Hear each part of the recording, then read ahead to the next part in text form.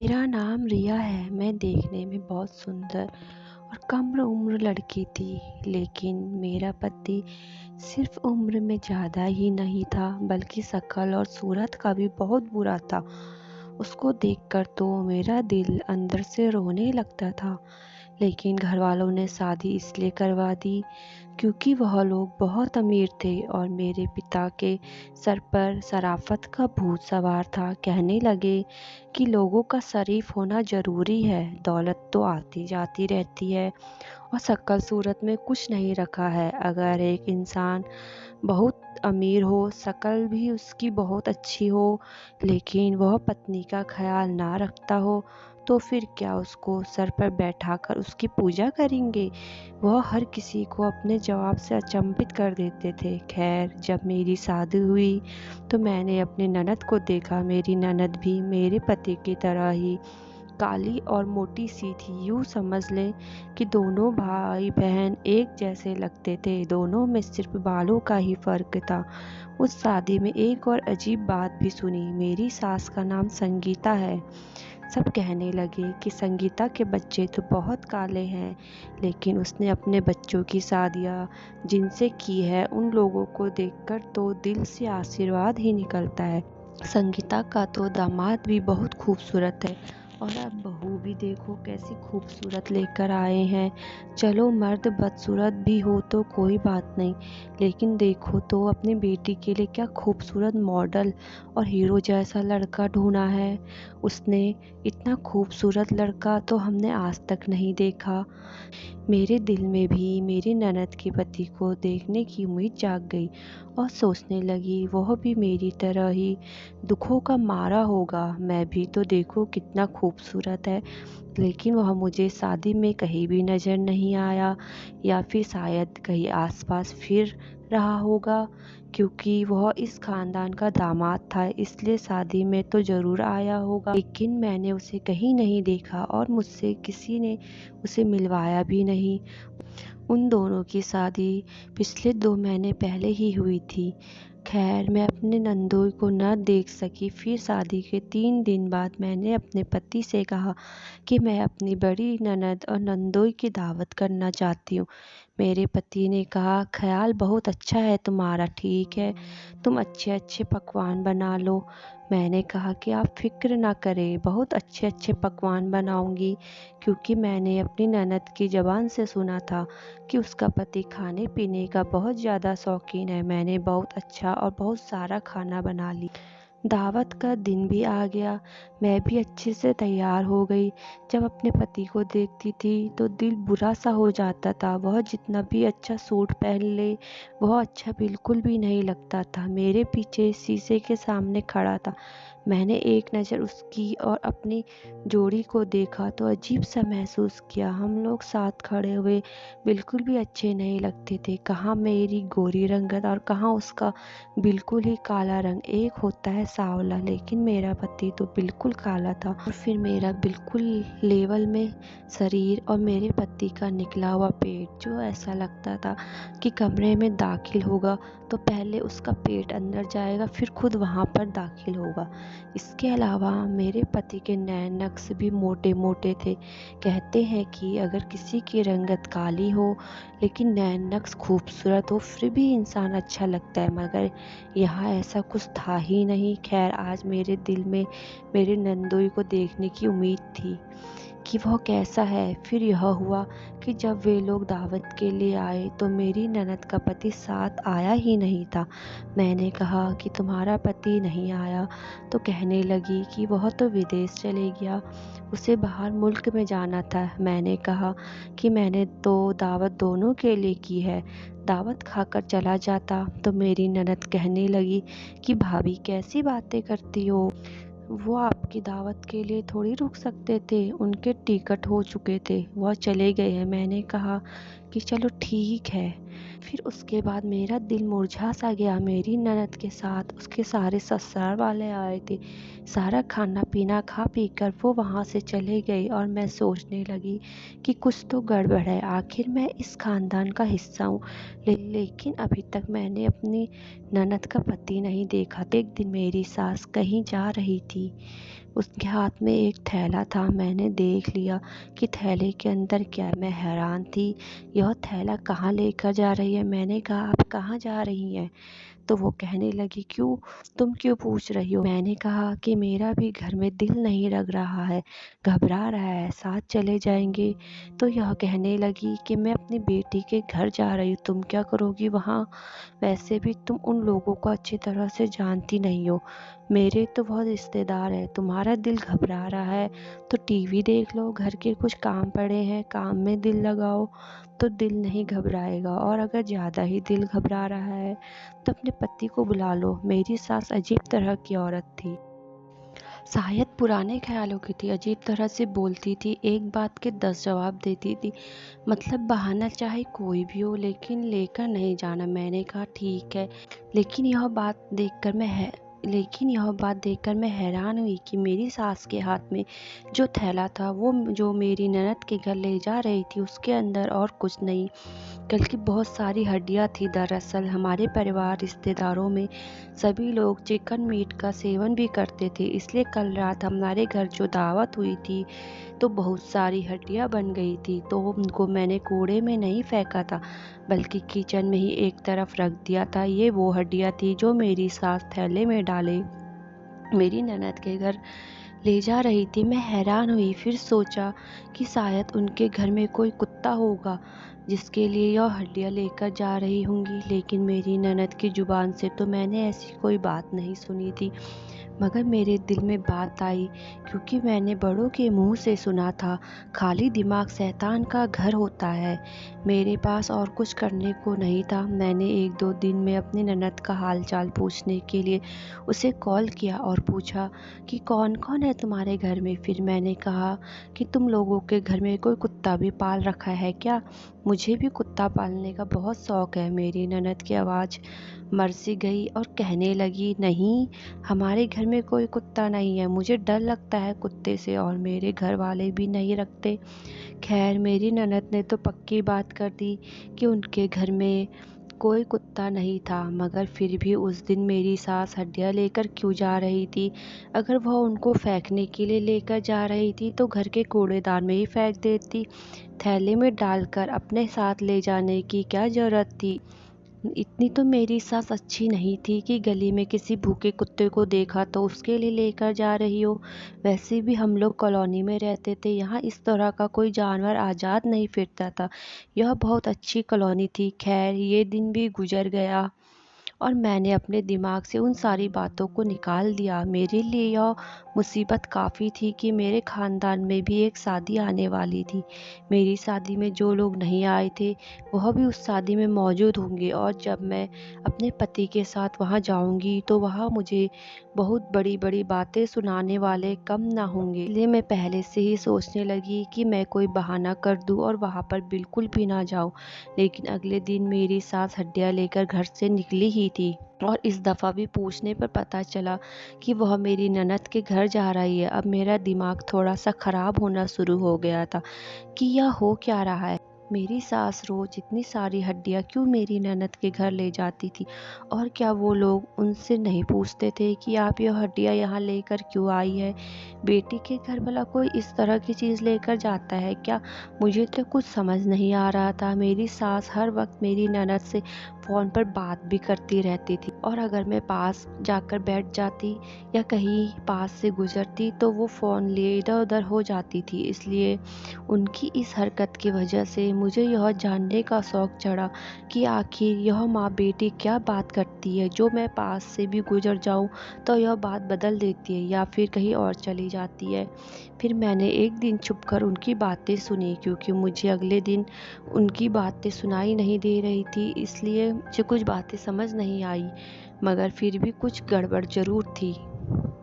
मेरी सास कह रही थी कि जो मैंने तुम्हें कहा था वह क्यों नहीं करती हो? इस तरह तो वह और भी बिगड़ जाएगा। उसके घर वालों ने हमसे झूठ बोला था। हमें क्या पता था कि यह सब होने वाला है। हम तो कुछ भी नहीं जानते थे। गैरों में रिश्ता देकर मैं तो पछता रही हूँ। मेरी सास तो कह रही थी कि वह हमारे रिश्तेदार है। फिर यह रिश्ता गैरों में कैसे हो गया? इसका मतलब है मेरी सास झूठ बोल रही थी। और फिर एक दिन मेरे कानों ने कुछ ऐसा सुना कि मेरे कदमों तले से ज़मीन निकल गई। सबके सामने मेरे हाथ में से ट्रे गिर गई और सब मेरी तरफ देखने लगे। दरअसल मेरी ननद घर आई हुई थी और मेरा पति भी बैठा था। मुझे मेरी सास ने कहा कि चाय बनाकर लाओ। मैं चाय बनाकर ला रही थी, तब मेरी सास ने मेरी ननद से एक ऐसी बात की जो मैंने सुन ली, जिसके कारण मेरे हाथ से सारे बर्तन गिर गए। मेरी सास ने मेरी ननद से कहा था कि अपने पति को बात कर आई हो ना। बस यह सुनने की देर थी कि मैं बुरी तरह चौंक गई। जो कि एक तरफ मेरी सास रोज उनके घर हटिया ले जाती और दूसरी तरफ कह रही थी कि अपने पति को बात कर आई हो या नहीं। और फिर यह बात भी अपनी जगह, अभी तक मैंने उसको देखा भी नहीं था। वो भी नहीं आता था, ना अपनी पत्नी को लेने आता था, ना ही घर में किसी दावत त्योहार में आता। मेरी सास ने कहा कि क्या हो गया है, तुम्हें नुकसान कर दिया? मैंने कहा गलती हो गई, मुझसे माफ़ कर दो। उसने कहा ठीक है, दोबारा चाय बना कर लाओ और सब कुछ भी साफ कर दो।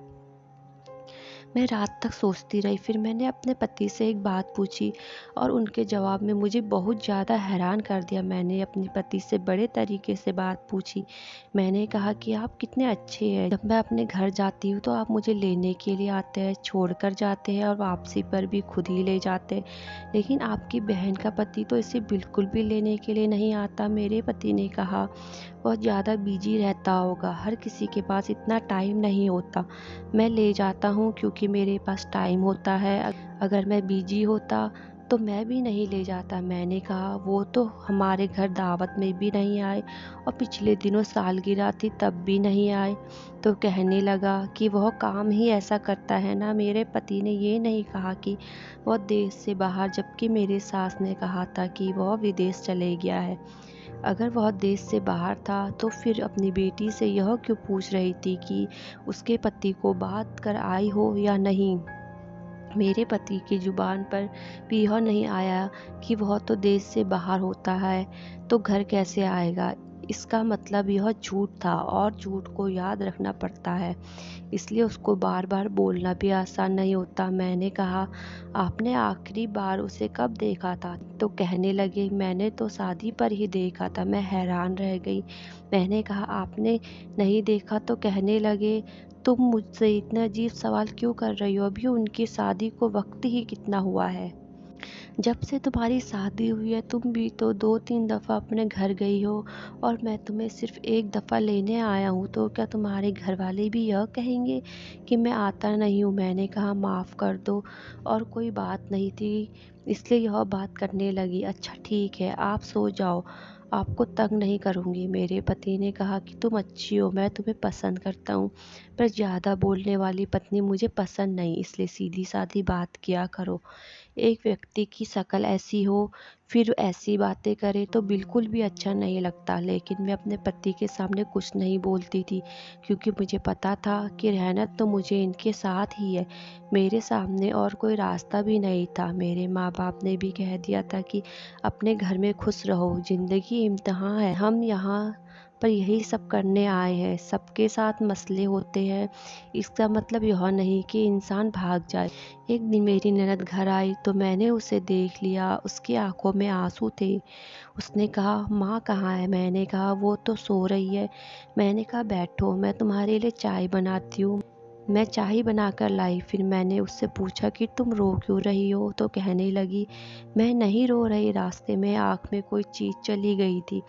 यह दुनिया का सबसे पुराना बहाना है। जब कोई अपने आंसू छुपाना चाहता है तो यही बात करता है। मैंने उसे कहा अगर कोई मसला हो तो मुझे बता सकती हो, मैं तुम्हारी मदद करने की कोशिश करूँगी। उसने कहा, नहीं मुझे कोई मसला नहीं है। वो मुझे कुछ बताना नहीं चाह रही थी।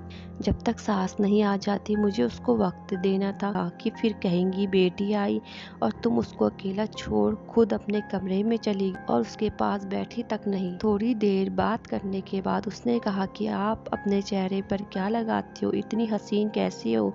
तो मैंने कहा कि मैं कुछ नहीं लगाती, दरअसल मैं अपनी माँ पर गई हूँ। मेरी माँ बहुत प्यारी थी। तो कहने लगी, माँ तो मेरी भी अच्छी शक्ल की है, लेकिन हमारे बाबा काले रंग के थे, इसलिए हम भाई बहनों का रंग उन पर चला गया। हमें इस बात का बड़ा अफसोस है। मैंने कहा कि रंग में क्या रखा है, इंसान अच्छा होना चाहिए। मेरे बाबा ने भी यही बात सिखाकर मुझे इस घर में भेजा है। सच कहूँ तो शुरू शुरू में मैं भी बहुत परेशान थी, मगर तुम्हारे भाई बहुत अच्छे हैं, ख्याल रखते हैं मेरा। कहने लगी कि अगर कोई शक्ल सूरत का जैसा भी हो पर ख्याल रखता हो तो यह बहुत बड़ी बात है, लेकिन अगर कोई शक्ल और सूरत का अच्छा हो और ख्याल ना रखे तो फिर उनकी अच्छी शक्ल किसी काम की नहीं होती। मैंने कहा कि तुम्हारा पति क्या ख्याल नहीं रखता तुम्हारा। तो वो अचानक से बदल सी गई और कहने लगी, मैंने यह तो नहीं कहा कि मैं अपने घर में खुश नहीं हूँ। ऊपर वाले का शुक्र है, मेरा पति मेरा बहुत ख्याल रखता है। आप अपने घर की फिक्र करें। आपके पास बैठ गई तो आपने तो मेरी तहकीकात शुरू कर दी। भाभी कभी भी ननद के लिए अच्छा नहीं सोच सकती। मैं हैरान रह गई कि मैंने उसको आके क्या कहा था। खैर मेरी सास वहाँ आ गई और जब उसने पूछा कि क्या बात है तो मेरी ननद ने कहा कि कोई बात नहीं हुई है। यह भी उसकी अच्छाई थी कि उसने मेरी सास को कुछ नहीं बताया। यह दोनों माँ बेटियाँ ही अजीब थी। मेरी ननद और उसकी हरकतें अजीब थी, मेरी समझ से बाहर था। मैंने सोचा कि मैं अपनी ननद के घर चली जाती हूँ, कह दूंगी कि उससे मिलने के लिए आई हूँ। घर का तो मुझे पता था। सास से झूठ बोल कर निकली कि अपने घर जा रही हूँ, मगर ननद के घर जा रही थी। वैसे भी मैं उसके घर जा सकती थी, मैं उसकी भाभी थी। वह भी तो मेरे घर आती थी। दरअसल वह तो मेरा ही घर था ना। फिर मैं उसके घर चली गई चेक करने के लिए, यहाँ पर कुछ गड़बड़ तो नहीं है। घर में गई तो सामने कोई भी नहीं दिखा। एक छोटी बच्ची नजर आई। मैंने अपनी नंद का नाम लेकर बोला कि उसका कमरा किस तरफ है, तो उसने कहा कि कमरा ऊपर है। मैं कमरे की तरफ गई तो वहाँ से मुझे शोर की आवाज़ आई, मगर सामने का मंजर देखकर तो मैं हैरान ही रह गई। मैं अंदर नहीं गई, बाहर से ही देख रही थी। मेरी ननद की सास के हाथ में हड्डियाँ थी। उसका पति भी वहीं पर खड़ा था। वह मेरी ननद के बाल पकड़कर उसे झटके दे रही थी। कह रही थी कि तुम हमारे साथ यह सब कर रही हो। मैं भी कहूँ कि भोजन में इतने मीट के पीस नहीं होते जितनी हड्डियाँ होती हैं। तुम्हारी माँ अपनी गंदगी हमें खिलाकर क्या करना चाहती है। तुम्हारी माँ जादूगरनी है, वह जादू कर रही है। मेरे कदमों तले से ज़मीन निकल गई। मैं वहाँ पर पहुँच गई। मैंने उसके पति को देखा तो अच्छा भला सही इंसान था, वहाँ पर चुपचाप खड़ा था। फिर मेरी सास ने यह क्यों कहा कि उसे बात कर आई हो या नहीं। खैर मैं अपनी ननद को अपने साथ ले आई और वहाँ पर मैंने उसी का साथ दिया, लेकिन घर आकर यह बात अपने पति को बता दी। फिर मेरे पति ने मेरी सास से पूछा कि माँ आप ये सब क्या कर रही है। तो पहले तो वो कुछ न बोले, लेकिन जब मेरे पति ने थोड़ा दबाव डाला तो मेरी सास चिल्लाकर बोली, हाँ मैंने किया है ये सब। मेरी बेटी के ससुराल वाले इसकी इज्जत नहीं करते थे, इसको काली कलूटी कहते थे। मैं उन पर काला जादू कर रही है, जिसमें अपने घर की बची हुई हड्डियाँ उनके भोजन में डालनी होती है। इसलिए मैं रोज़ इस घर की बची हुई हड्डियाँ अपनी बेटी के घर ले जाती थी। ऐसा करने से वह लोग मेरी बेटी के नौकर हो जाते। माँ आप तो यह भी कहती थी कि अपने पति को बात कर आई हो या नहीं। तो कहने लगी, वो एक धागा था जो उसके पाँव पर बांधना था जब वह सो रहा हो, इसलिए मैंने उससे पूछा कि तुम उसे बात कर आई हो या नहीं।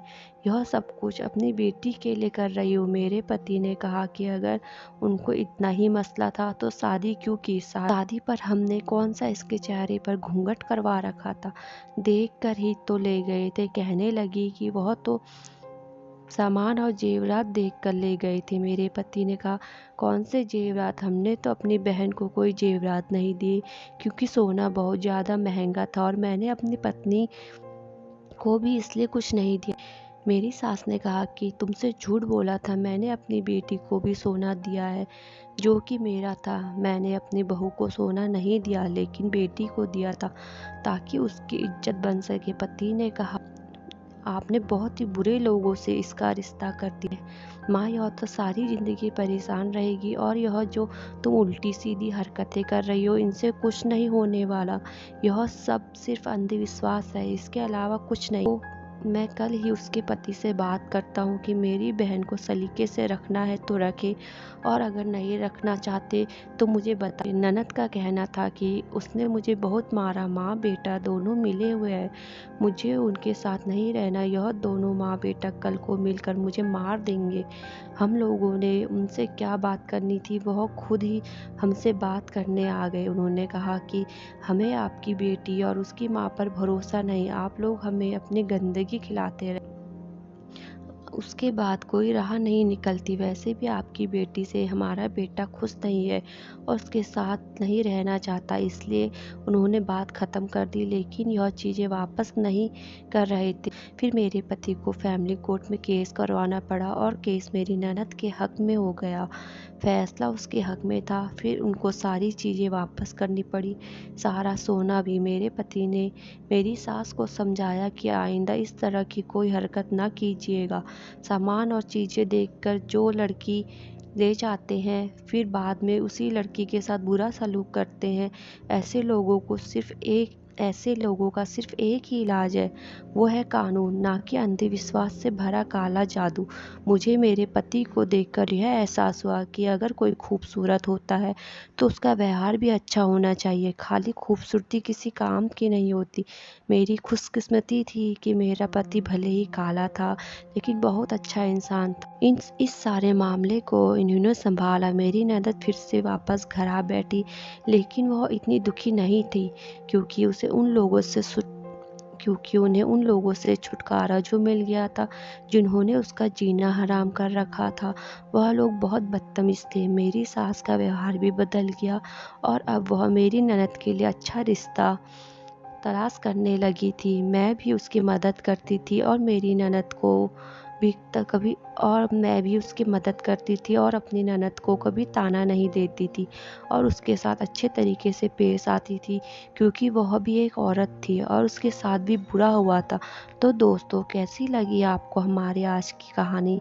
कमेंट करके हमें ज़रूर बताएं। वीडियो को लाइक कर दीजिए, चैनल को सब्सक्राइब करके ऑल पर सेट कर दीजिए। तो मिलते हैं आपसे नेक्स्ट वीडियो पे, तब तक के लिए।